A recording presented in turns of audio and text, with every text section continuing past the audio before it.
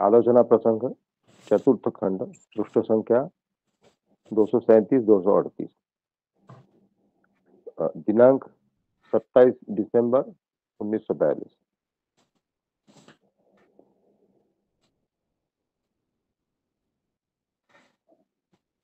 विश्वनाथ दा। शादी विवाह की रीति जिनमें जैसी है उसी प्रकार तो वे करते हैं। श्री श्री ठाकुर। यही रीति तो ठीक होनी चाहिए। विवाह ऐसी जगह कराना चाहिए जिससे दाम्पत्य प्रणय के फलस्वरूप स्वामी स्त्री दोनों के शरीर, मन और चरित्र में उन्नति हो एवं संतान संतति भी उन्नत हो। यदि वंश परंपरा में मनुष्य बढ़ता न चले, यदि बाप से बेटा बड़ा न बन सके तथा बढ़िया न हो सके तो आखिर हुआ क्या? पात्र और पात्री के वंश, विद्या, स्वास्थ्य, चरित्र, इष्ट प्राणता, दक्षता, गुणावली, वयस, प्रकृति इत्यादि दिशाओं में सम्यक संगति है या नहीं, यह अच्छी तरह देखने परखने की जरूरत है। प्रत्येक की जैवी संस्थिति का एक उपादानिक समावेश व संगठन होता है। वह वैशिष्ट्यानुसार उत्कर्षमुखी अनुशीलन के द्वारा स्वस्थ, सतेज, तरोताजा रहता है। उसके द्वारा वंशानुक और व्यक्तिगत सद्गुण डोमिनेंट, प्रबल बनकर रहते हैं। पुरुष के वंशानुक्रमिक और व्यक्तिगत गुण जहां डोमिनेंट, प्रबल और नर्चरिंग, पोषण होते हैं और दोनों के साइकोफिजिकल कॉन्स्टिट्यूशन, दैहिक और मानसिक संगठन यदि कॉम्पैटिबल, सामंजस्यपूर्ण हो, अर्थात यदि यदि वे समजातीय, कृष्टि, ऐतिह्य और संस्कार संपन्न हो पर गोत्र अलग हो, एक शब्द में यदि सदृश सम्मिलन हो, तो उसके फलस्वरूप संतान संतति के उन्नतर होने की संभावना अधिक रहेगी, क्योंकि वहां स्त्री के डिंबकोश और पुरुष के शुक्रकीट के स्ट्रक्चर, टोन, ट्यून और टेम्पर, गठन और गति प्रकृति के बीच ऐसी एक एफिनिटी, मेल रहती है कि दोनों के हाईएस्ट एंड बेस्ट क्वालिटी, उच्चतम और सर्वोत्तम गुण मानो ब्लेंड, सम्मिश्रण कर एकाएक होकर संतान में रूप धारण करते हैं, क्योंकि वहां स्वामी स्त्री एक दूसरे के बीच biologically, genetically, socially, temperamentally, culturally, जीव विद्या, जनन विद्या की दिशा में सामाजिक रूप से प्रकृतिगत रूप से, कृष्टिगत रूप से, यानी सभी दिशाओं से फुलफिलिंग और नर्चरिंग, परिपूरणी और परिपोषणी होते हैं। असली बात है स्पर्म, शुक्रकीट और ओवम, डिंबकोश में निहित जनी में हेरेडिटरी इंस्टिंक्ट, वंशगत संस्कार, सुपर माइक्रोस्कोपिक ग्रैन्युल, सूक्ष्मातीत सूक्ष्म दाने की तरह रहता है। नारी पुरुष के उस इंस्टिंक्टिव ग्रैन्युल सहजात दाने सभी को संगतिशील करने की जरूरत है एवं वैसे संयोग से ही संतान अच्छी हो सकती है, क्योंकि वह संगतिशील संयोग संबुद्ध जीवन कणा ही है उसके इनर कोर ऑफ बीइंग। एक मिनट।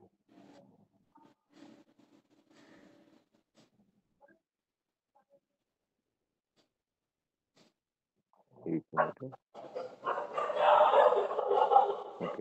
क्योंकि वह संगतिशील संयोग संबुद्ध जीवन कणा ही है उसके इनर कोर ऑफ बीइंग, सत्ता का अंतर्मर्म। स्वामी स्त्री में ऐसी हार्मनी, संगति का जहां जितना अधिक अभाव है, संतान भी वहां उतनी ही निकृष्ट होती है।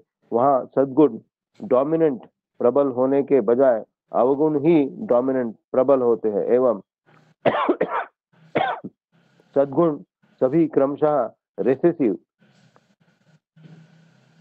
अपस्रूयमान होते हैं, क्योंकि सद्गुणों के विषय के लिए जैसा नर्चर, एफिनिटी और ट्यूनिंग, पोषण, मेल और एकतांता प्रयोजन है, वहां उसका अभाव रहता है। इसीलिए शादी विवाह खूब सोच विचार कर कराना चाहिए। यह परिवार में उनके कुलगत वैशिष्ट्यानुसार उत्कर्षमुखी आचार अनुष्ठान, नीति, पद्धति, कृष्टि और ऐतिह्य का अनुशीलन जिससे पूर्ण मात्रा में होता रहे, उस ओर नितांत रूप से ध्यान रखने की जरूरत है। यदि नारी पुरुष के अंतर में एक सक्रिय, सुनिष्ठ, बुद्धिमुखी, वृद्धिमुखी वृद्धिमुखी साधना का सुर निरंतर ध्वनित नहीं होता रहे, तो उनके माध्यम से महान व्यक्ति का आविर्भाव नहीं हो सकता है। सिर्फ सवर्ण विवाहों में ही लागू नहीं है, बल्कि अनुलोम असवर्ण विवाह के मामले में भी नारी पुरुष का वर्ण, वंश, व्यक्तिगत प्रकृति की संगति की दिशा में ध्यान रखकर ही वैसा करना चाहिए। जय गुरु।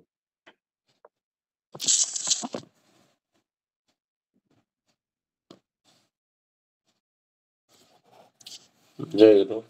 वंदे पुरुषोत्तमम, वंदे पुरुषोत्तमम, वंदे पुरुषोत्तमम। ये विषय वस्तु हम लोग 3 दिन से पाठ कर रहे हैं। आज मनीष दास सुंदर भाव से पाठ किए।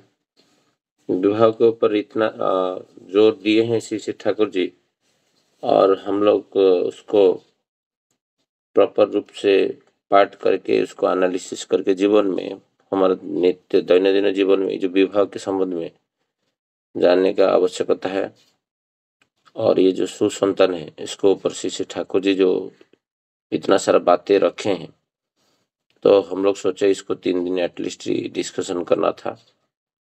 तो मैं मनीषदा को अनुरोध करूंगा ये आज का विषय के ऊपर और डिटेलिंग की में आलोचना रखें।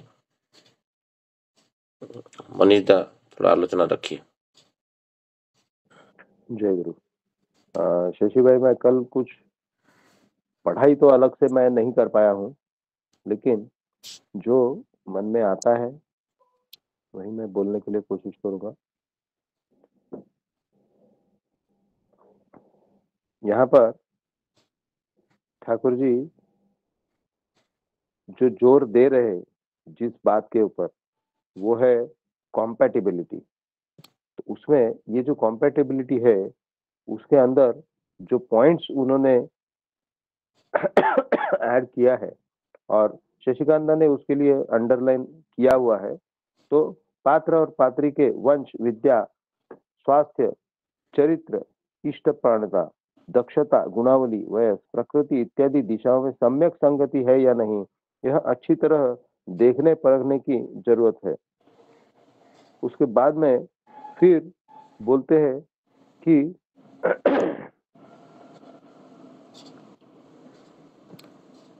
उसके द्वारा वंशानुग और व्यक्तिगत सद्गुण डोमिनेंट, प्रबल बनकर रहते। अच्छा, इसको ही पढ़ना पड़ेगा पूरा। प्रत्येक की जैवी संस्कृति का एक उपादानिक समावेश व संगठन होता है।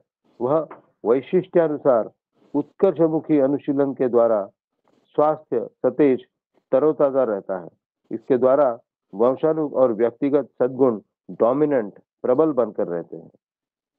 तो यहाँ पर ये देखा जाएगा कि अगर कॉम्पेटिबल मैरिज है, तो आने वाली जो ऑफस्प्रिंग है, जो संतानें हैं, उनके अंदर वैशिष्ट्यानुसार उत्कर्षमुखी अनुशीलन के द्वारा स्वस्थ, अच्छा यह वह वैशिष्ट्यानुसार उत्कर्षमुखी अनुशीलन के द्वारा, मतलब कि जो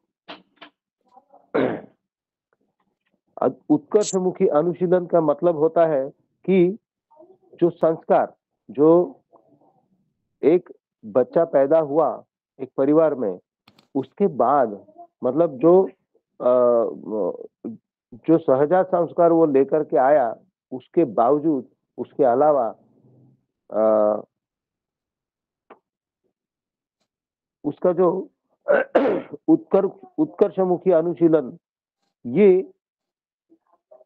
भी जीवन में प्रोमिनेंट होना चाहिए। मतलब उस परिवार में ये जो साधन भजन है, जैसे ठाकुर जी की बाणी है, उषा निशा में मंत्र साधन चलते फिरते जब, और यथा समय इष्ट निर्देश मूर्त करना ही तब। तो ये जो बातें हैं, ये निरंतर चल रही है कि नहीं, ये भी उतना ही इम्पोर्टेंट है। तो ये उसी को मैं समझता हूँ उत्कर्षमुखी अनुशीलन, और उसके द्वारा स्वस्थ सतेज तरोताजा रहता है। इसका मतलब क्या है कि ये जब होगा, तब वैशिष्ट्य के अनुसार ये जो आने वाला ऑफस्प्रिंग है, वो और भी प्रबल बनकर रहेगा। मनुष्य के वंशानुक्रमिक और व्यक्तिगत गुण जहां डोमिनेंट प्रबल और नर्चरिंग पोषण, मतलब पोषक जहां पर होते हैं, और दोनों के साइकोफिजिकल कॉन्स्टिट्यूशन, दैहिक और मानसिक संगठन यदि कॉम्पैटिबल, यहाँ पर ये कॉम्पैटिबल की जो बात हो रही है अभी, ठीक है, मैं इसको कंप्लीट करता हूँ, फिर इसके ऊपर आऊंगा। पुरुष के वंशानुक्रमिक और व्यक्तिगत गुण जहां डोमिनेंट और नर्चरिंग होते हैं, और दोनों के साइकोफिजिकल कॉन्स्टिट्यूशन, दैहिक और मानसिक संगठन यदि कॉम्पैटिबल, सामंजस्यपूर्ण हो, अर्थात यदि वे समजातीय कृष्टि, ऐतिह्य और संस्कार संपन्न हो, पर गोत्र अलग हो, एक शब्द में यदि सदृश सम्मिलन हो, तो उसके फलस्वरूप संतान संतति के उन्नतर होने की संभावना अधिक रहती है। अभी यहाँ पर फिर से उन्होंने संभावना ये वर्ड बोला है, क्योंकि कल शशिकांत भाई ने जैसे इसके ऊपर कुछ प्रकाश डाला था, तो जिस समय पति पत्नी का जो मानसिक स्तर जो है, मतलब उनकी जो साइकोफिजिकल कॉन्स्टिट्यूशन, सॉरी, उस समय का जो स्थिति है, जैसा उनका आपस में कॉम्पेटिबिलिटी है, आपस में जैसे उनका सामंजस्य है, मतलब एक दूसरे को प्यार करते हैं, एक दूसरे को रिस्पेक्ट करते हैं, तो ये जो बात है, ये भी होना बहुत जरूरी है। ऐसा नहीं कि योग्य पात्र पात्री का विवाह हो गया, लेकिन उनका आपस में अगर तालमेल नहीं है, तो उस समय उनकी जो मानसिक स्थिति है, तो उसका भी परिणाम जो है आने वाली संतान के ऊपर होगा। इसीलिए ये संभावना, ये वर्ड उन्होंने इस्तेमाल किया है। दूसरा, मैं जो बोल रहा था, जो यहाँ पर बोल रहे ठाकुर जी, पुरुष के वंशानुक्रमिक और व्यक्तिगत गुण जहां डोमिनेंट, इसका मतलब इसके ऑपोजिट जो नहीं लिखा गया है, वो क्या है? तो स्त्री का अगर डोमिनेशन है, ठीक है, तो फिर उसका उल्टा इफेक्ट होता है। तो यहाँ पर ठाकुर जी बोल रहे हैं, पुरुष के वंशानुक्रमिक और व्यक्तिगत गुण जहां डोमिनेंट और नर्चरिंग है, इसका मतलब ठाकुर जी यहाँ पर एकदम क्लियरली बोल रहे हैं कि एक स्त्री और पुरुष का जो कंपेटिबिलिटी है, वो कब बनेगा? जब पुरुष सर्व दिशा में एक स्त्री से, मतलब जो पात्री है, उससे जब हर तरह से उत्कृष्ट हो, तो वहां पर ये जो संभावना है, वो बढ़ जाती है एक अच्छी संतान आने के लिए। और अगर स्त्री की जो वंशानुक्रमिक और व्यक्तिगत गुण अगर डोमिनेंट होगा, तो स्त्री उस परिवार में डोमिनेंट होगी, और उसका जो इफेक्ट है, वो आने वाली संतान पर होगा, और उसको हम एक तरह से प्रतिलोम संतान कह सकते हैं। तो ये चीज यहाँ पर मतलब क्लियरली लिखा नहीं है, लेकिन जिसको रीड बिटवीन द लाइंस बोला जाता है, वो यहाँ पर सजेस्ट हो रहा है। तो इसका मतलब ये नहीं कि पुरुष वहां पर अपना डोमिनेंस दिखाएगा, ये बात भी नहीं है। वहां पर दोनों की संगति होनी चाहिए, दोनों एक दूसरे को समझ करके चलेंगे, एक दूसरे को लेकर के चलेंगे, आगे एक जो परिपूरण और परिपोषण ये बात आई है, तो ये दोनों ही एक दूसरे का परिपूरण और परिपोषण करेंगे, तो ये जो बात है, ये संभावना है, ये अधिक, बहुत अधिक जो है वो बढ़ जाएगी। क्योंकि अभी उसके बाद में है, क्योंकि वहां स्त्री के डिंबकोश और पुरुष के शुक्रकीट के structure, tone, tune and temper के बीच ऐसी एक एफिनिटी, मेल रहती है कि एफिनिटी मतलब मेल जोल जिसको बोलते हैं, ये हिंदी का मेल है। तो दोनों के हाईएस्ट एंड बेस्ट क्वालिटी, उच्चतम और सर्वोत्तम गुण मानो ब्लेंड, सम्मिश्रण कर, एकायित होकर संतान में रूप धारण करते हैं। ये देखिए, फिर वही बात आई है कि उन्होंने एकदम यहाँ पर क्लियरली बोला है, एफिनिटी मतलब दोनों के बीच में एक एकतानता ये होना चाहिए। एकता मतलब दोनों एक दूसरे को परिपूर्ण परिपोषण जब करते हैं, दोनों के अंदर एक मेल है, तब यहाँ पर ठाकुर जी बोलते हैं हाईएस्ट एंड बेस्ट क्वालिटी, मानो ब्लेंड, सम्मिश्रण कर रहा है, एक दूसरे को नर्चर, एक दूसरे को पोषण कर रहा है। ऐसी जब स्थिति है, तब दोनों के ही उत्तम सर्वोत्तम गुण जो है वो बच्चे के अंदर आते हैं। क्योंकि वहां स्वामी स्त्री एक दूसरे के बीच biologically, genetically, socially, temperamentally, culturally, मतलब सब दिशा में, जैसे जीव विद्या, जनन विद्या की दिशा में सामाजिक रूप से, प्रकृतिगत प्रकृतगत रूप से, प्रकृत मतलब एक्चुअल, जीव विद्या मतलब बायोलॉजिकल, उसके बाद में जनन विद्या जेनेटिक, मतलब दोनों का ही जेनेटिक जो है, जेनेटिक जो आता है जिसको हम बोलते हैं वंश, तो दोनों का ही जो वंश है, मैं अपने जो पूर्वज है उनका जो गुण है वो मेरे अंदर निहित है, और वैसे ही मेरी पत्नी, उसका जो वंश है, उसके जो पिता, दादा, परदादा और मतलब पूरा जो लाइनेज जो होता है, तो वो लाइनेज का जो गुण है वो हम सबके अंदर होता है। तो वो दोनों ही जो है, जो इस तरह की जब कंडीशन होती है कि दोनों ही एक दूसरे को, मतलब एक दूसरे के बीच biologically, genetically, socially, temperamentally, culturally रूप से, इसका मतलब है ये, यानी सभी दिशाओं में ठाकुर जी बोल रहे हैं फुलफिलिंग एंड नर्चरिंग, परिपूर्णी और परिपोषणी होते हैं। तो ये जो बात है, जहाँ स्वामी श्री इस तरह के रहते हैं, तो ये सब जो है, इस सभी विषय में, सभी दिशा में ये एक दूसरे को परिपूर्णी और परिपोषणी होते हैं।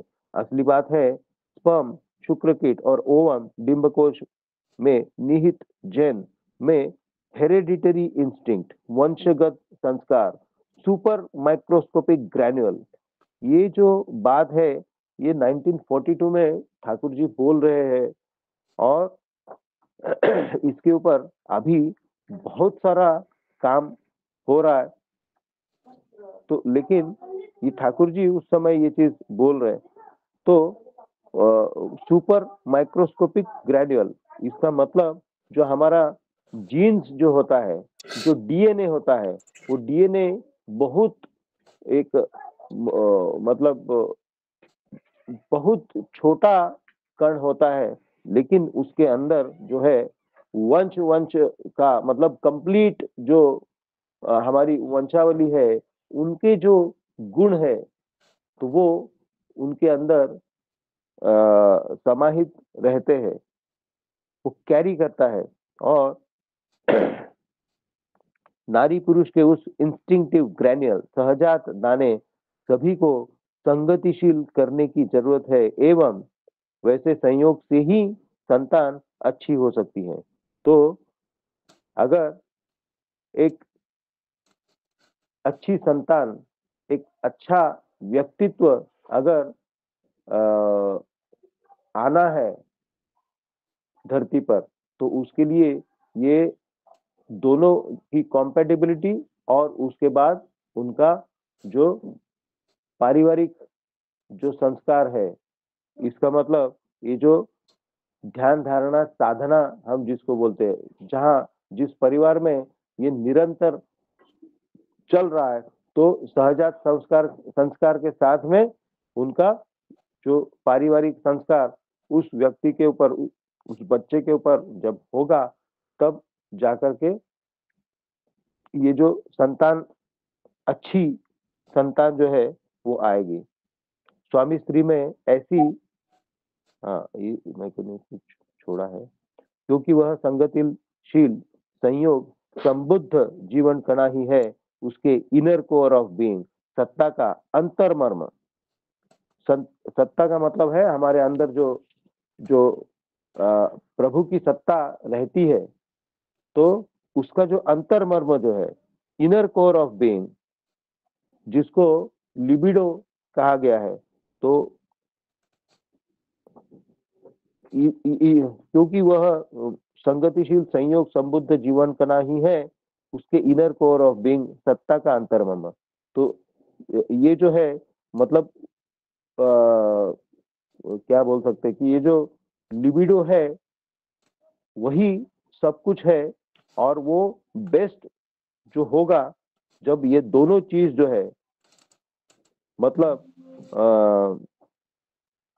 जो सहजात संस्कार जो एक जीव लेकर के आया, मतलब जो बेस्ट जो आत्मा है, जो शरीर धारण करना चाहती है, तो उनको वो शरीर उस तरह से मिल पाता है जब ये पति पत्नी की जब कंपेटेबिलिटी रहेगी तब, और वो जब आएगा तब वो अंतर्मर्म उसका उस तरह का रहता है, जैसा ठाकुर जी बोल रहे, इनर कोर ऑफ बीइंग, सत्ता का अंतर्मर्म उसका जो, क्योंकि वह संगतिशील संयोग संबुद्ध जीवन कणा ही है, उसके इनर कोर ऑफ बीइंग, सत्ता का अंतर्मर्म। स्वामी स्त्री में ऐसी हार्मोनी, संगति का जहां जितना अधिक अभाव है, अभी ये फिर ठाकुर जी बोल रहे कैसे संतान निकृष्ट, मतलब निकृष्ट संतान कैसे आएगी, एक निकृष्ट आत्मा जो है उसको लैंडिंग के लिए कैसा मौका मिलेगा, तो इसके अभाव में स्वामी स्त्री में ऐसी हार्मनी, संगति का जहां जितना अधिक अभाव है, संतान भी वहां उतनी ही निकृष्ट है। वहां सद्गुण डोमिनेंट प्रबल होने के बजाय अवगुण ही डोमिनेंट प्रबल होते हैं, एवं सद्गुण सभी क्रमशः रेसेसिव अपसूर्यमान होते हैं। इसका मतलब है कि जो सद्गुण है उनका वो मतलब एक तरह से दबाए जाते हैं, वो जो वो नीचे चले जाते हैं, और डोमिनेंस किस चीज का होता है, अवगुणों का डोमिनेंस होता है। और ये संभव कब होता है, जब स्त्री पुरुष में इस तरह की हार्मोनी नहीं है, वो परिपूर्णी परिपोषणी नहीं है, उनके जब वंशगत संस्कार जो है वो एक दूसरे के कॉम्पेटिबल नहीं है, या दोनों के ही निकृष्ट दर्जा के हैं, और उसके बाद में परिवार में कोई संस्कार जो होता है, वो संस्कार भी जब नहीं है, तब उस तरह की आत्मा को मौका मिलता है जिसका अवगुण प्रबल है। मतलब हम राक्षसी प्रवृत्ति के जो जीव है, ऐसा हम बोल सकते हैं, तो उस तरह का जीव को शरीर धारण करने का मौका वहां पर मिल जाता है, और फिर वो उस तरह की संतान वहां पर आती है। और इसीलिए फिर ठाकुर जी बोल रहे कि इसीलिए शादी विवाह खूब सोच विचार कर कराना चाहिए। ठाकुर जी की एक वाणी है, जो विवाह का जो प्रयोजन है उसमें दो प्रधान कामनाओं की पूर्ति करता है विवाह। ठाकुर जी बोल रहे हैं कि उसमें है उन्नयन और सुप्रजनन और अनुपयुक्त विवाह। ठाकुर जी यहाँ पर जैसा बोल रहे कि शादी विवाह खूब सोच विचार कर करना चाहिए, तो ठाकुर जी उस वाणी में बोल रहे कि अनुपयुक्त विवाह इन दोनों की, मतलब दोनों ही ये जो कामना है, उन्नयन और सुप्रजनन, ये दोनों को ही खिन्न कर देता है। तो इसीलिए उस वाणी में भी ऐसा बोला है कि विवाह को खिलौना मत समझो, जिससे तुम्हारा जीवन और जनन दोनों ही जड़ित है। तो अनुपयुक्त विवाह से कितना कुछ नुकसान होता है उन दोनों व्यक्तियों का, दो परिवारों का, समाज का और देश का, और एज ए होल ह्यूमैनिटी का जो नुकसान होता है, हम देख पाते हैं कि ऐसी संतान आकर के दुनिया में कितनी तबाही मचाती है। इसका बहुत सारा उदाहरण है, मैं उस बात में अभी फिलहाल नहीं जाऊंगा, लेकिन ऐसे बहुत उदाहरण है जो इस तरह के व्यक्ति पैदा जब होते हैं तो दुनिया को कितना नुकसान उठाना पड़ता है। मतलब जो अ, फिर ऐसे व्यक्ति जो है बहुत लोगों को प्रभावित करते हैं खराब काम करने के लिए, जिससे परिवारों का, समाज का और देश का और दुनिया का नुकसान होता है। इससे अ, हर परिवार में उनके कुलगत वैशिष्ट्यानुसार उत्कर्षमुखी आचार अनुष्ठान नीति पद्धति कृष्टि और ऐतिह्य का अनुशीलन जिससे पूर्ण मात्रा में होता रहे, उस और नितांत रूप से ध्यान देने की जरूरत है। तो इसका मतलब यही है कि सिर्फ बच्चा आ गया अच्छा बच्चा तो सब कुछ ऑटोमेटिक होगा, ऐसा नहीं है। अभी जैसे हमने पौधा एक लगा दिया, वो पौधा उग उग के आ गया, लेकिन उसके बावजूद उसको एक नर्चर देना पड़ता है। ऐसे ही एक बच्चे को भी उसको हमने जो कुछ उसका रिक्वायरमेंट है उसका खाना पीना किया, उसको स्कूल में भेज दिया, ठीक है, लेकिन उससे सब कुछ नहीं होता है। उसको अपने घर के अंदर ये ठाकुर परिवार के सदस्य ये चीज बोलते हैं, और आचार्य देव से ये बात सुना गया है कि बच्चा का जो वो जब अपने बच्चे का एडमिशन करने स्कूल में गए थे तो वहां पर उन्होंने स्कूल के जो अथॉरिटीज थे उनको बोला कि आप उनको पढ़ाई कराइए, बाकी जो एजुकेशन है वो हम अपने घर में करेंगे, उनका जो संस्कार है हम अपने घर में संस्कार देंगे, आप सिर्फ पढ़ाई कराइए। तो उस तरह का जो संस्कार है हम स्कूल से एक्सपेक्ट नहीं कर सकते कि उसको संस्कार मिलेगा। वो संस्कार जो है हमको अपने घर में देना पड़ेगा।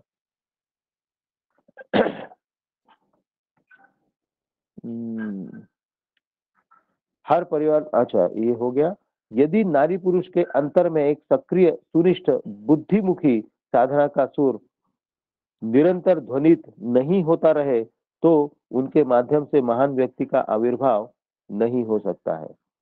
तो यहाँ पर भी ये एकदम ठाकुर जी की एक वाणी है, स्वामी स्त्री झगड़ा करे संतान संतति देखे, सर्वनाश के सदर द्वार पर संततियों को रखे। तो अगर पिता माता मतलब स्वामी स्त्री पति पत्नी इनके बीच में अगर मेल नहीं है, एफिनिटी नहीं है, एक दूसरे को वो रिस्पेक्ट नहीं करते हैं, एक दूसरे को परिपूर्ण परिपोषण अगर नहीं करते हैं तो झगड़ा होगा, कॉन्फ्लिक्ट होगा, और ये जब बच्चे देखेंगे तो उनका ही नुकसान होता है, बहुत बड़ा नुकसान। मतलब ठाकुर जी तो बोल रहे कि मनीष दा यहाँ पर सर्वलो आविर्भाव का शब्द यूज किया है, मतलब जन्म नहीं ले सकता है, वो तो तैयारी आपका मेकिंग प्रोसेस में जा रहे हैं। यहाँ पर लिखा गया है व्यक्ति का आविर्भाव नहीं हो सकता, मतलब जन्म का ऊपर डिस्कशन हो रहा है। एक महान व्यक्ति का आविर्भाव नहीं हो सकता है, बराबर। हाँ, तो यदि नारी पुरुष के अंतर में एक सक्रिय सुनिष्ठ वृद्धिमुखी साधना का सुर निरंतर ध्वनित नहीं होता रहे तो उनके माध्यम से महान व्यक्ति का आविर्भाव नहीं हो सकता है, बराबर। आविर्भाव मतलब वही जो एक अच्छी आत्मा का अवतरण, मतलब एक शरीर को अच्छा क्वालिटी का जो आत्मा, वो मिलना संभव नहीं हो पाता है। यह सिर्फ आ, आ, ओके, यह सिर्फ सवर्ण विवाह में लागू नहीं है बल्कि अनुलोम असवर्ण विवाह के मामले में भी नारी पुरुष का वर्ण वंश और व्यक्तिगत प्रकृति की संगति की दिशा में ध्यान रखकर ही वैसा करना होगा। तो यहाँ पर ठाकुर जी हम लोगों को एकदम क्लियर इंडिकेशन दे रहे कि जब भी शादी करो तो बहुत सोच समझ करके करो। और इसीलिए मेरा आप सबसे यही अनुरोध है कि अपने बच्चों को एजुकेट कीजिए, ठीक है। अपने बच्चों को इस तरह से एजुकेट करना है कि अभी का जो ट्रेंड है, इस समय का जो ये जो समय अभी जो चल रहा है, उसमें देखा जाता है कि स्कूल कॉलेज में हो या वर्क प्लेस में हो या और जहां पर लड़के लड़कियां इकट्ठा होते हैं, एक साथ आते हैं, ऐसी जगहों पर क्या है, ये जो ट्रेंड चल रहा है, जो समय जो चल रहा है, इसका जो तकाजा है, उसमें बच्चे अपना सिलेक्शन जो है, अपने जो पार्टनर का सिलेक्शन, कभी लड़का लड़की को प्रपोज करता है, कभी लड़की लड़के को प्रपोज करती है, और वो आपस में, जैसे कल शशिकांत भाई ने पॉइंट आउट कर रहे थे कि एक डॉक्टर जो है डॉक्टर से शादी करना चाहता है, एक वकील वकील से शादी करना चाहता है, एक कॉस्ट या चार्टर्ड अकाउंट या सीए जो है वो उसी तरह का व्यक्ति अपना पार्टनर ढूंढता है। तो दोनों इकट्ठा काम करेंगे तो बहुत सारा पैसा कमा सकते हैं। इस दिशा में जो सोच होती है, तो ये एक घातक सोच है। वैसे अदरवाइज भी ये जो एडोलेसेंट एज जो होता है, उसमें भी बहुत बच्चे बच्ची इनके मतलब जिस तरह का मीडिया जो कुछ दिखा रहा है, उसका जो प्रभाव है, और आसपास का जो अभी जिस तरह का कल्चर चल रहा है, उसका जो प्रभाव है, उसकी वजह से उनको वही ठीक लगता है। लेकिन अपने बच्चों को ये सारा चीज जो है हमको समझाना है, और वो समझा करके उनको बोलना है कि शादी में ये सारा चीज जो है, मतलब हमारा क्या बोलते हैं, हमारा अस्तित्व और विकास, ये दोनों ही उसमें मतलब जुड़ा हुआ है। इसलिए बिना सोचे समझे कभी भी किसी को कमिटमेंट नहीं करना है। तो ये चीज हमारे बच्चों को हमको एजुकेट करना चाहिए घर में। और फिर दूसरी बात, कभी माता पिता भी परेशान होते हैं कि अपने बच्चों के लिए वो एक मैच जब ढूंढने जाते हैं, तो उनको पता ही नहीं होता है कि क्या देखना है। तो उस तरह का भी हमें जानकारी लेना चाहिए। और द बेस्ट ऑप्शन ये होता है कि अपने गुरु के पास जाए, देवघर जाए, और उनसे निवेदन करे। जब शादी का समय हो तो उनसे निवेदन करना चाहिए कि हम मैं मेरे बेटे की, मैं मेरी बेटी की शादी करवाना चाहता हूँ, और आप दया करके कुछ हमें गाइडेंस दे। तो वो जिस तरह से गाइडेंस देते हैं, उसको स्टिक रहना बहुत जरूरी है। और जब कोई मतलब मान लीजिए कि कोई मैच अगर मिलता है, तो दोनों की पंजिका, फोटो, ये सब ले करके देवघर जाना है, और आचार्य देव के पास निवेदन करना है, और उनका एक अनुमति ले करके विवाह होना चाहिए। और वो विवाह होने के बाद में फिर जो अ, लड़की जो घर में आएगी ब्याह करके, तो उसका भी जो क्या बोलते हैं कि वो परिवार में ब्लेंड होना चाहिए, उसको मिल जाना चाहिए। और जैसा ठाकुर जी को एक्सपेक्टेड है, जैसा आचार्य देव को एक्सपेक्टेड है, उस तरह का चाल चलन हमको रखना है।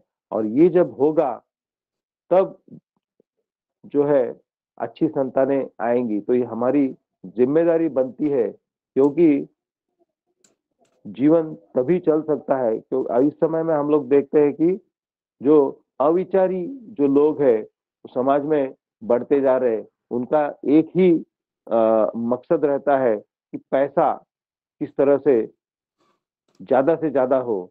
लेकिन बात नहीं वो नहीं होती है, पैसा हमको सब कुछ नहीं दे सकता है।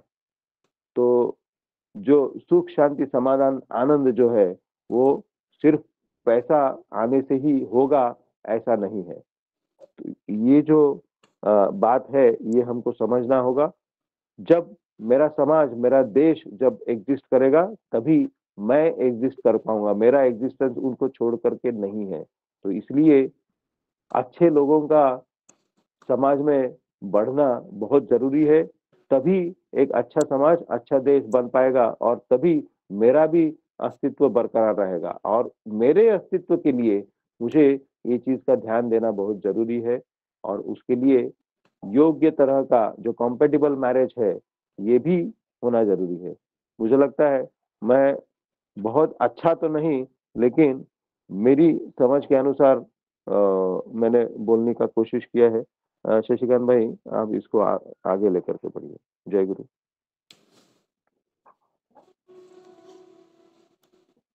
जय गुरु। मनीष दा बहुत सुंदर भाव से आलोचना आज का रखे।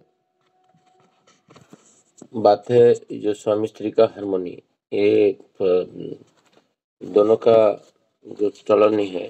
जितना दूर कल में वही बातें कर रहा था पाटिल दा से, जे पुरुष जब इष्टपरायण होगा, धार्मिक जितना परिमाण में होगा, स्त्री जो है उसके प्रति उतना आकृष्ट होगा, इसमें कोई संदेह नहीं है। जितना पुरुष पिता माता और इष्ट के प्रति प्रेम श्रद्धा, माता के प्रति टान और पिता के प्रति श्रद्धा, ये होने से उसका जीवन उन्नति के पथ में जाते हैं। वाणी में श्री ठाकुर जोलजी बोलते हैं। तो हम 3 दिन से इसको आलोचना रखें विवाह के बारे में। जितना यंग मास है, मैं तो प्रयास स्टार्ट किया हूँ। कल डायरी में लिख रहा था, तीन लड़की का नाम लिखा, जो उनको क्या क्या बताया, पितृभुक्ति मातृभुक्ति स्टार्ट करवाया। सेकेंड थिंग, मैरिज के संबंध में कुछ कुछ नॉलेज उनको दिया। ये डेली प्रयास होना चाहिए घर घर में जो जाके। मैं वैशाली माँ को अनुरोध करूंगा कुछ आलोचना रखने के लिए इसी संबंध में, वो फ्री है तो। वैशाली माँ। जय गुरु दादा। जय।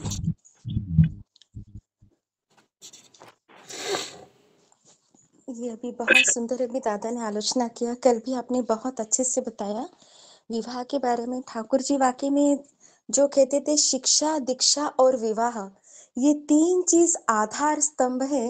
ये तीनों ठीक ठीक होगा तभी जीवन का विकास, प्रत्येक का विकास तभी हो पाएगा, क्योंकि व्यष्टि होगा तो समष्टि।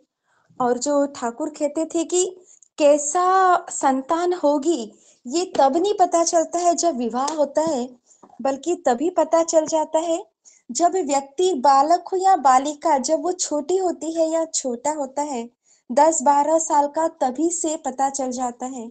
और ये बहुत सुंदर जो ठाकुर ने जो जो नियम बताए हैं, जो जो बातें बताई हैं, ये सब आजकल के हम देखते हैं कि बच्चे पहले सोचते थे विवाह के बाद बताएंगे समझ में आएगा, लेकिन आजकल क्या है कि बच्चों को छोटी उम्र में जब टीनेज होते हैं 11-12 वर्ष में भी उनको बहुत कुछ समझ में आने लगता है।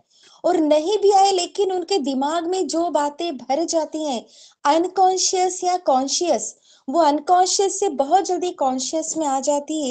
ये सारी बातें उनके मस्तिष्क में, तभी घर पे माता पिता की जिम्मेदारी है ये बातें बच्चों के दिमाग में बात करते करते डालते रहना चाहिए। इवन बेटियों को तो बहुत जरूरी है ये बातें।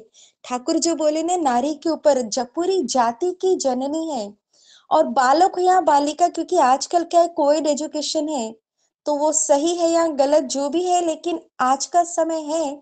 तो उस समय में इसलिए हम उम्र में विवाह होने की भी या रिलेशन बनना या एक दूसरे के प्रति फील आना, ये बच्चों को बहुत जल्दी शुरू हो जाता है। लेकिन वो चुनाव करने से पहले अपनी मर्यादा या कैसा चुनाव करे, वो चुनाव करते समय किन बातों का ध्यान रखे, हर कहीं ढल ना पड़े, ढलने के पहले उसमें क्या देखें, ये उनके दिमाग में घर से ही जा सकता है, क्योंकि परिवेश से और सोशल मीडिया से तो संभव ही नहीं है। वहां इतना गलत बातें जाती ही हैं और इसीलिए बच्चे उसी हिसाब से चुनाव करते हैं। लेकिन ये माता पिता बताए कि दोस्ती करो या दोस्ती को आगे तक बढ़ाएं, क्या देखकर उसमें और कहाँ देखकर रुक जाए।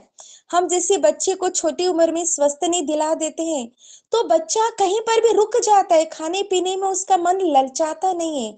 हर जगह वो 10 बार सोचता है और फिर भी नहीं लेता है, करने के लिए नहीं सोचता है, ना करना है इसलिए सोचता है, नहीं करना ये तो उसका पक्का है। लेकिन वो किस तरह से करे, हर चीज को सतर्क रहकर, खाने पीने में भी जैसे बहुत सतर्क रहता है। ये बातें भी बचपन से बच्चों को माता पिता ने खुल के बताने चाहिए, इनडायरेक्टली, कि देखो ऐसा होना चाहिए, कुछ भी हो तो ऐसा करें। और बच्चे माता पिता को दोस्त की तरह हर बात बता सके। थोड़ा सा एक मर्यादा रखना है, लेकिन थोड़ा सा बच्चों के साथ इतना नजदीकी होना चाहिए कि माता पिता से डर ना रहे, प्रेम और श्रद्धा रहे, ये विश्वास रहे कि ये मेरे माता पिता सबसे पहले मेरे शुभ चिंतक हैं। और ठाकुर को मानेगा तो माता पिता को मानेगा। लेकिन ये बातें बच्चों के दोनों ही, बेटा और बेटी दोनों, इवन लड़कों को भी ये बातें बताना बहुत जरूरी है, क्योंकि आजकल लड़कों का भी बहुत ज्यादा शोषण हो रहा है, बहुत ज्यादा हो रहा है। पहले जितना कन्याओं को माए सिखाती थी, बचपन से घर में कूट कूट के दिमाग में भरती थी, क्या करना है क्या नहीं करना है, छोटी सी बच्ची का ध्यान रखती थी।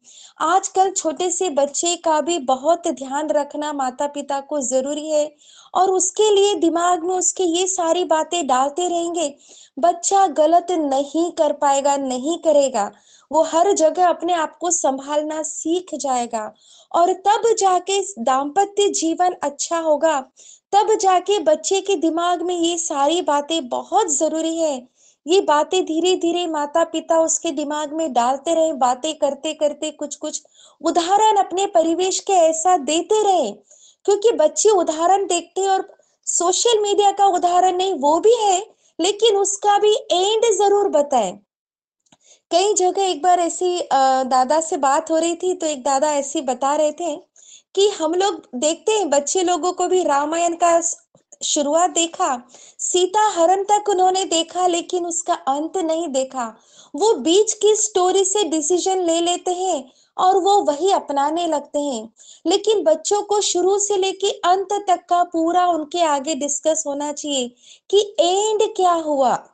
हर चीज का सकारात्मक भी अंत बताए, नकारात्मक भी अंत बताए, तब जाके उसको विश्वास होता है। और डेमो बहुत जल्दी बच्चों के दिमाग में बैठ जाता है। वो जब भी सोचेगा उसके आगे वो उदाहरण आएंगे, ऐसा करोगे तो ये अंत है, और ये रास्ते पे चलोगे तो ये आपको पूरा जर्नी, पूरी यात्रा, अंत ही नहीं पूरी यात्रा का आनंद आएगा। दुख भी होगा तो तुम्हें सुख में महसूस होगा, वो निखार के जाएगा।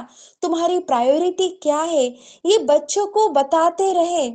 क्योंकि आजकल की शिक्षा पद्धति सिर्फ पैसा कमाने का दिशा देती है, सिर्फ पैसा कमाना।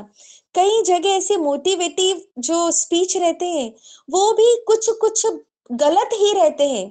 वो सिर्फ उनके जीवन का 2-4 साल का अनुभूति रखते हैं।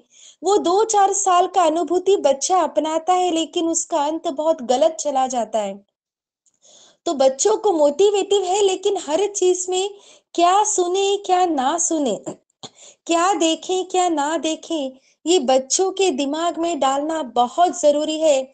और इसके लिए जरूरी है माता पिता बच्चों को समय दे, आधा घंटा, 15 मिनट, 20 मिनट, जैसे ठाकुर को हम समय देते हैं सुबह का और शाम का, ऐसा थोड़ा सा बच्चों को क्वालिटी टाइम देना जरूरी है। कोई फायदा नुकसान का चर्चा सोचे किए बिना, जैसे दादा कल बता रहे थे, इन्वेस्टमेंट, ये समय का इन्वेस्टमेंट बच्चों के साथ करना बहुत जरूरी है। और उन समय में ये चर्चा नहीं बच्चे ने क्या पढ़ाई किया, क्या किया, क्या सोचा, क्या कमाया, बिना उसके। लेकिन आज की जो कुछ बातें बच्चों के दिमाग में डालेंगे, वो बिल्कुल असर करेगी, बहुत असर करेगी।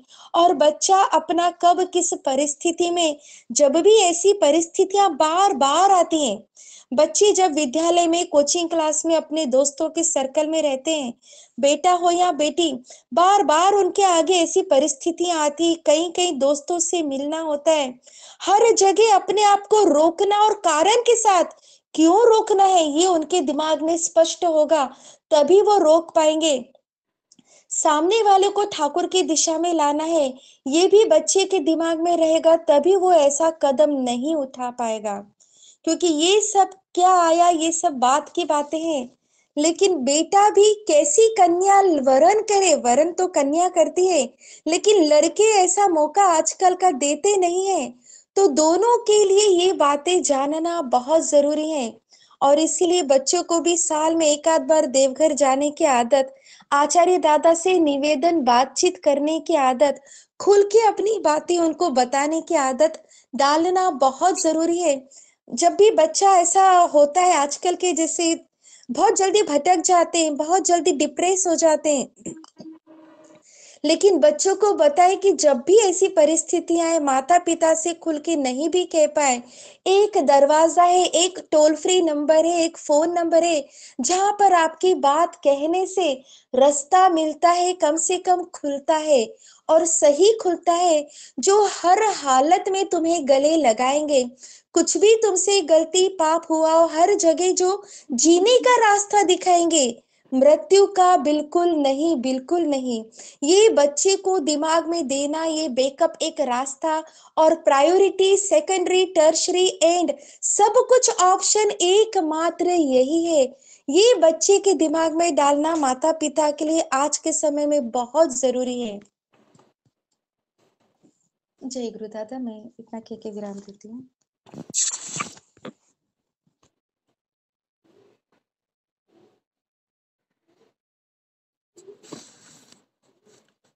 जय गुरु। जय गुरु। वैशाली माँ बहुत सुंदर पॉइंट्स, की पॉइंट्स से बताए। ये बच्चे के साथ क्वालिटी टाइम स्पेंड करना है, तो वो टाइम स्पेंड कब करना है? टाइम स्पेंड जो बच्चे है वो बचपन से करना है। जो 6th 7th स्टैंडर्ड्स बच्चे हैं, वहाँ से धीरे धीरे स्टार्ट करके कॉलेज तक जाता है। हम लोग हमारा ज़िंदगी में कभी भी बच्चे के साथ ये शादी विवाह को लेके, वर्णाश्रम को लेके कभी भी बात नहीं करते हैं। जिसके कारण होता है, इसका जो बयस होता है विवाह करने का, चयन की प्रक्रिया, वो तब चयन करके सब कुछ करके हमारे पास जब आता है, फिर हम उसको शिक्षा देते हैं, बेटा ये गलत काम तुम किए, बेटी तुम ये गलत काम किए। तब तक वो तो आगे बढ़ चुका है, वो पीछे आ ही नहीं पाएगा। आप जितना भी उसको समझाएंगे। अभी मेरा पास कम से कम 11 से 12 केस है। ये परसों ही मैं वाइफ से बात कर रहा था, जिसको एक्सपेक्टेड हम नहीं कर रहे थे, वो जाके अलग जगह में ऑलरेडी आगे बढ़ चुके हैं। तो उसके लिए घर पे पिता माता घर पे विवाह के लिए सब तैयारी कर रहे हैं, क्योंकि उसका एज हो गया है, 25-26 साल है तो एज है। बट 25-26 साल में भी वो चयन कर चुका है। वो पिता माता को बोला है, नहीं मेरे लिए मत तो ढूंढो, मैं कहीं पे दूसरा देख चुका हूँ। और जो देख चुका है वो क्या देखा है? वो उसका क्लासमेट को देखा है। बॉयज का अंतर कितना है? सेम बैच है, 0।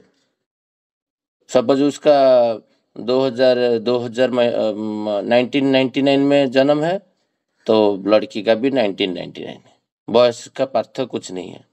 तो उसका क्लासमेट है, वो 5 साल 10 साल उसी के साथ पढ़ाई किए है, उसका वो फ्रेंड है। तो फ्रेंड को स्वामी मानना, 10 साल जिसको फ्रेंड सोचा है, वो कितना दूर मान पाएगा? वो तो संभव है कि नहीं मुझे पता नहीं, कौन सा थ्योरी में। बट वो 25 साल तक तो उसका बेटा, उसका मम्मी पिता माता उसके संबंध में बात नहीं किए। जे तुम्हारे लिए हम है, हम विवाह ऐसे होता है, ये सब देखा जाता है। वो तो फिर सोचता है ना। तो हम लोग अभी स्टार्ट करेंगे, तो जो हो चुका है, हम उसको कुछ कर नहीं सकते। हम लोग अभी जो देवघर आश्रम गए थे, उसमें राजूदा एक ही चीज़ बोले, मुझे अच्छा लगा। जे हम लोग बोले बहुत सारा नेगेटिव बात हुआ ना, जो डैमेज हो चुका है उसके पीछे क्यों भाग रहे हो? जो डैमेज नहीं हुआ है उसके पीछे भागो। एटलीस्ट जो डैमेज नहीं हुआ इसको रक्षा कर पाओगे। मतलब तुम्हारा जो परिवेश में खाली तो तुम्हारा बेटा बेटी नहीं है, तो शादी सब कर चुके हैं, बड़े हो गए, तुम बूढ़े हो गए हो, और हमारा कोई विवाह बातें हम लोग करना नहीं है, क्योंकि हमारा परिवार पे तो विवाह योग्य अभी कोई नहीं है। बट परिवार में नहीं है तो उसका तो जो आपका बेटा का बेटी तो होगा, फिर ही आगे बढ़ेगा वंशज। तो उसके पास शिक्षा नहीं रहेगा तो करेगा कैसे? तो बहुत सारा पेरेंट्स को इसी संबंध में पता नहीं है। जो वैशाली में अभी बोल रहे थे, जो बच्चे को ऐसे प्यार करो।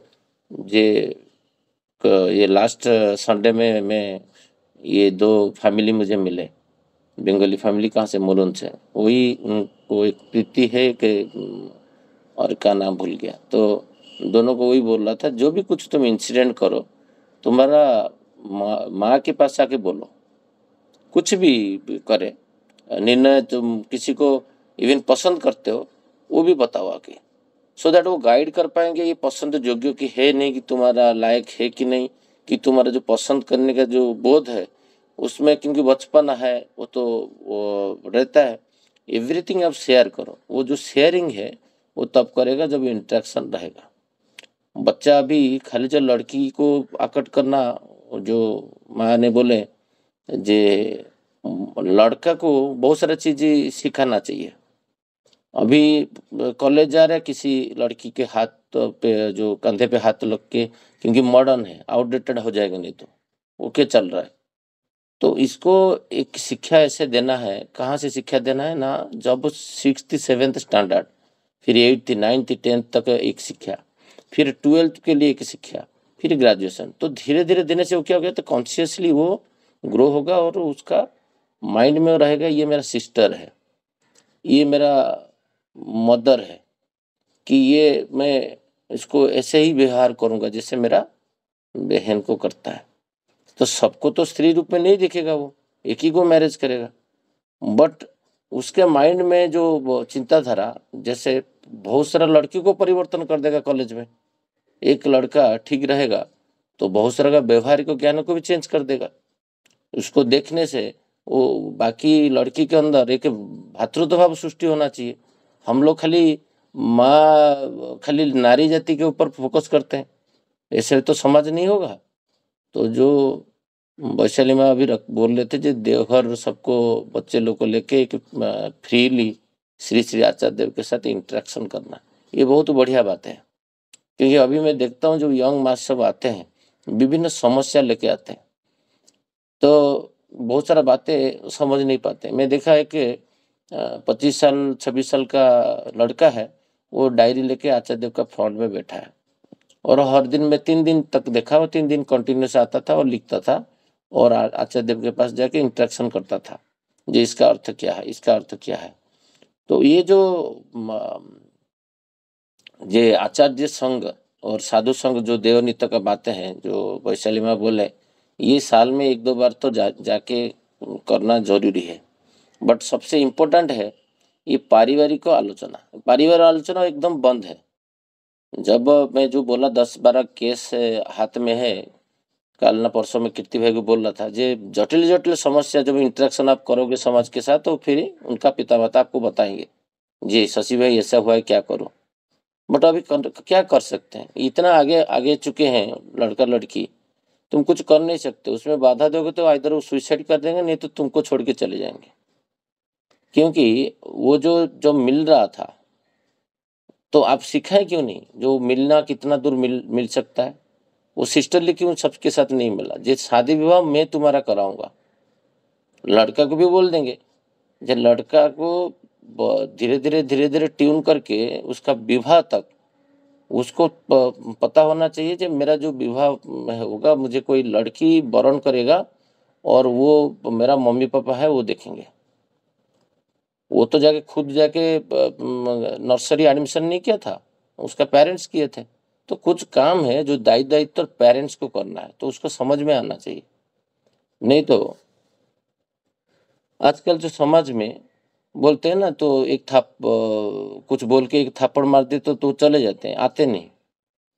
अभी एक इंसिडेंट ज़्यादा दिन नहीं हुआ है, 12-13 महीना का बातें हैं। हम लोग ऑफिस में बातें कर रहे थे गुरु भाई के साथ। वो ऐसा इंसिडेंट एक हुआ, वाकट करने से वो सुसाइड कर दिया। ये हमारा मुंबई का बात है।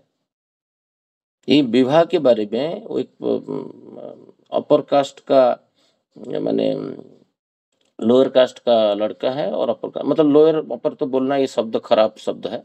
मैं उदाहरण के स्वरूप बोल सकता हूँ, ब्राह्मण कन्या और क्षत्रिय पुत्र है, वर है। तो क्षत्रिय और ब्राह्मण बड़ा छोटा बोलना ये गलत हो, मैं मेरा बात को करेक्शन करता हूँ। बट वो केस में मैंने एक ही रात में उसका वो प्राण ले लिया। अब सोचिए तो कॉन्सेप्चुअल कितना लोग को, बच्चे के साथ हमको बातें चीतें बंद कर दिए।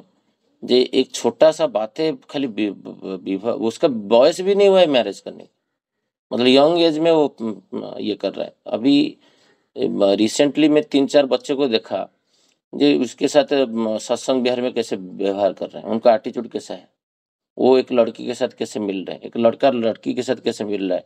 ऑफिस में भी देखता हूँ, ऑफिस में नौकरी करते हैं बहुत सारा लड़का लड़की, जिसको मैं जानता हूँ पर्सनली, उनका माल मेल चाल कैसे है, उनका पिता माता को बताऊं जो ऐसा नहीं करना चाहिए। वो उसका मन दे के बैठ जाता है 10 दिन में, और आप उसके लिए ढूंढ रहे हो इधर बरपत्र, तो फायदा क्या होगा? वो तो स्वामी रूपये किसी को वर्णन कर चुका है ऑलरेडी। एक को क्या 3-4 को मन दे के बैठा है। तो ये चीज अभी समाज में, हाथ में मोबाइल है और आगे विज्ञान कौशल है, और बच्चे को तुम छोड़ रहे हो आग में, और कुछ बिना तैयारी करके प्रोटेक्शन में, तो जल जाएगा, कभी किसी को पता नहीं चलेगा, और उसका दंड कौन भोगेगा? ना पिता माता, हर व्यक्ति का। और ये ज्यादातर प्रॉब्लम हो रहा है सत्संगी फैमिली में। अब मैं फर्स्ट दिन 2-2.5 घंटा बैठा, फिर नेक्स्ट दिन 1.5 घंटा बैठा। ये विवाह के संबंध में 50% निवेदन था आचार्य पास, विच्छेद, डिवोर्स केस करीबन 25-30 डिवोर्स केस एक दिन में, और वो सब सत्संगी फैमिली, सब व्हाइट ड्रेस में आए थे। और बाकी कोई किसी को राज्य हो गया, जिद्दी पकड़ के बैठा है, वो ये नहीं हो रहा है, इस टाइप का भी निवेदन। तो ये जब तक हम लोग आलोचना घर पे, पारिवारिक आलोचना, पिता माता का बात नहीं सुन रहे, तो सपोज आपका साथ शशि भाई का ट्यून है, वो बोलने से आपका बेटी वो रख सकता है, तो उनको बुलाइए कि वो कोई ऋतिक दादा के साथ अच्छा ट्यून है, वो उनका बातें सुनता है। तो हर दिन बोलना है, एक दिन नहीं। कल विवाह का जिस दिन होगा, 10 विवाह मंडप पे पहले ज्ञान दोगे, वो क्या होगा? कुछ होने वाला नहीं है। तो वो चीज ही, जैसे मैं दोनों को बोल रहा था, तुम आज से किसी को टच, जो भी वो तो जो कामुक पुरुष होते हैं, जो खराब नजर के होते हैं, वो विभिन्न तरीके आके तो आपको स्पर्श करने के लिए प्रयास करेंगे। कॉलेज में विभिन्न प्रयास में, कॉलेज में, ऑफिस में, हर जगह में। मैं तो ऑफिस में बहुत स्ट्रिक्टली ये लड़का लड़की को बोलता हूँ, तुम इधर दूर बैठो, उसको टच नहीं करना है कोई नारी को, एकदम सब सिस्टर है। जब भी देखता हूँ पूरा एग्जैक्टली पूरा स्ट्रिक्ट हो जाने का, तो धीरे धीरे तुमको देख के उनको लगेगा नहीं ये मेरा भाई है। एकदम तुम इतना स्ट्रिक्ट हो जाओ कि नारी देखेगा जी ये मेरे पीछे है कोई, तो ये शिक्षा नहीं देंगे तो खराब काम करके बैठेंगे।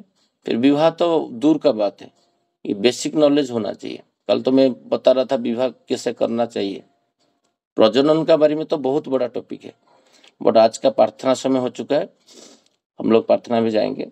सबको जय गुरु। वंदे पुरुषोत्तमम, वंदे पुरुषोत्तमम, वंदे पुरुषोत्तमम। जय गुरु। जय गुरु।